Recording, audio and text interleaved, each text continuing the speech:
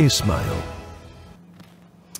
All right, well, thank you so much for joining us. On the sign language interpretation this evening is David Agundoa. Now, the Azimio leadership has accused their Kenya Kwanza counterparts of exhibiting insincerity as they head into the fresh round of talks. This comes just a day after President William Ruto and his allies took a hardline stance against the planned talks. Azimio leaders are urging the president not to treat the talks with contempt, adding that they may pursue the option of taking it to the streets again should the talks fail. NTV's Sydney Chazima has more details. Azimio leader Raila Odinga has hit back at President William Ruto, who had accused him of angling for another handshake. Sisi hatujasema hata siku moja tunataka kuwa ndani ya serikali ya Ruto. Mambo yanataka handshake. Sitaki. Mtaribu jirani.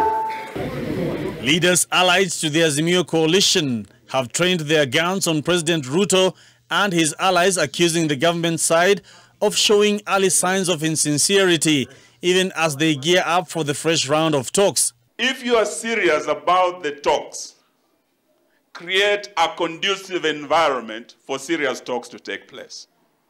Sio mambo ya kupiga vifua, kukaa juu ya gari na kutusi Raila na Ruto na Uhuru. The leaders have taken on President Ruto and Kenya Kwanza lead negotiator Kimani Ichung'wah for taking a hardline position on the talks during Ruto's ongoing tour of the Mount Kenya region. Tumesema tuzungumze, lakini hapana tisha sisi.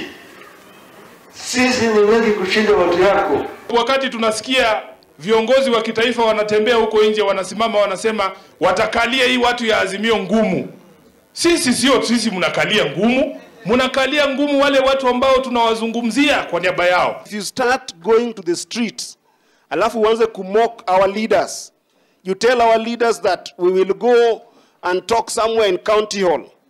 We will go and talk somewhere in Uhuru Park.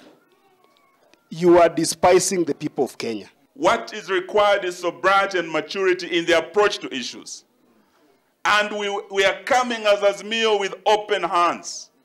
We want you to unclench your fists and come to the table with open minds. According to the Azimio coalition, the quest to have the cost of living lowered remains top on their agenda. Tafadhali Eugene, msisahau wananchi.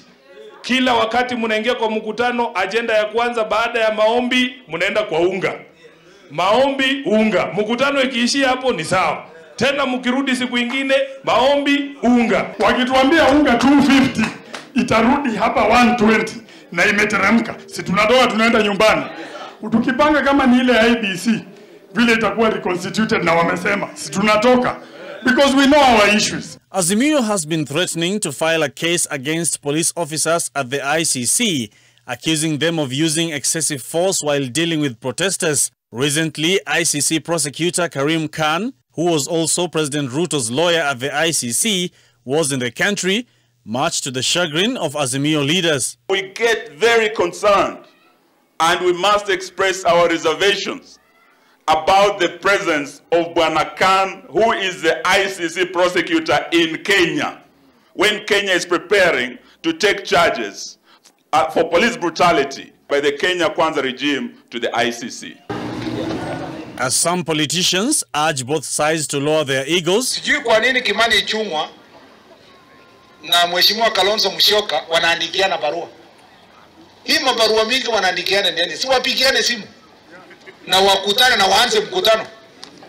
Kwani hii ni mara ya kwanza watu kuongea? This issue of the dialogue that is going on currently, it is welcome. Lakini sisi wote tuingie ile dialogue with clean hands, with a clean heart. This push and pull between the country's two political heavyweight coalitions speaks to the telltale signs that neither side might be approaching the negotiation table with an open mind. Already, Azimio leader Raila Odinga has vowed that protests might resume in a month if the talks are not successful. Sydney Chazima, NTV, Nairobi. Meanwhile, President William Ruto has reiterated his no violent